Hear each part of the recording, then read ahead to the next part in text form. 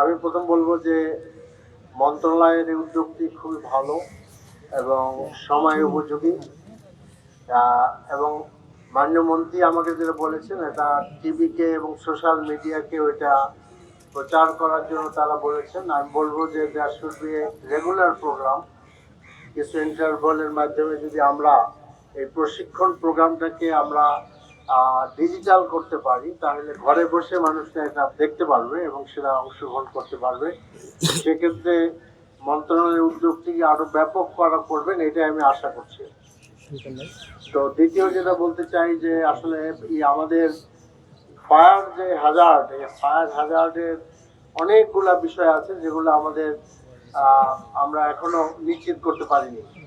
যেমন ধরেন, এখনো আমাদের কমার্শিয়াল বিল্ডিং গুলোতে আমরা অগ্নির যে প্রস্তুতি যেগুলো থাকা দরকার, ফায়ার হাইড্রেন্ট থাকা দরকার, ডিস্টিংগুইশার থাকা দরকার, যেগুলো আমাদের ভবনগুলো থাকা দরকার।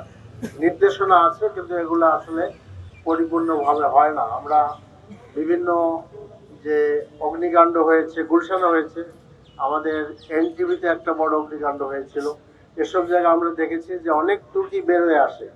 বেলি রোডের আমরা যে আপনার এই রেস্টুরেন্টে অগ্নিকাণ্ড হলো, সেখানে দেখলাম যে তারা অনুমতি ছাড়াই বিভিন্ন রকম রেস্টুরেন্ট তারা করেছেন। এগুলা ঢাকার অন্য জায়গাও আছে। তো এই ক্ষেত্রে আমার মনে হয় যে আমাদের এই বিভিন্ন অগ্নিকাণ্ডে যারা ক্ষতিগ্রস্ত হয়ে পড়েন, সে সমস্ত রেস্টুরেন্ট বলি, ভবন বলি, ইন্ডাস্ট্রি বলি, তাদের যে কমপ্লায়েন্সেস আছে, যেগুলো শর্ত মেনে চলা তাদের অতি জরুরি, এগুলা নিশ্চিত হওয়া প্রয়োজন। এবং সেটা মন্ত্রণালয় থেকে করতে হবে। আরো মানে আছেন, আরো অধিদপ্তর আছে, তারা করবেন।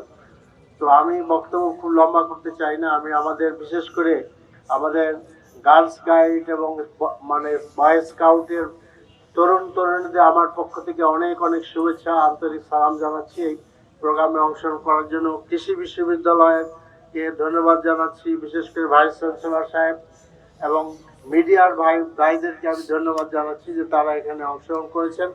আমি পুনরায় বলবো যে বিশেষ করে মিডিয়াতে ব্যাপকভাবে প্রচার করা দরকার, যাতে দেশের সকল মানুষ এই প্রশিক্ষণ পেতে পারে। এবং সোশ্যাল মিডিয়া সে ব্যাপারে আমার মনে হয় সংশ্লিষ্ট মন্ত্রণালয়, অধিদপ্তরগুলো আরো কার্যকরী পদক্ষেপ গ্রহণ করবেন। আমি আমার পক্ষ থেকে পুনরায় মন্ত্রণালয়কে সময় উপযোগী এই মহড়া অনুষ্ঠান করার জন্য ধন্যবাদ জানিয়ে আমার বক্তব্য শেষ করছি। খোদা হাফেজ। আসসালামু আলাইকুম রহমতুল্লাহ।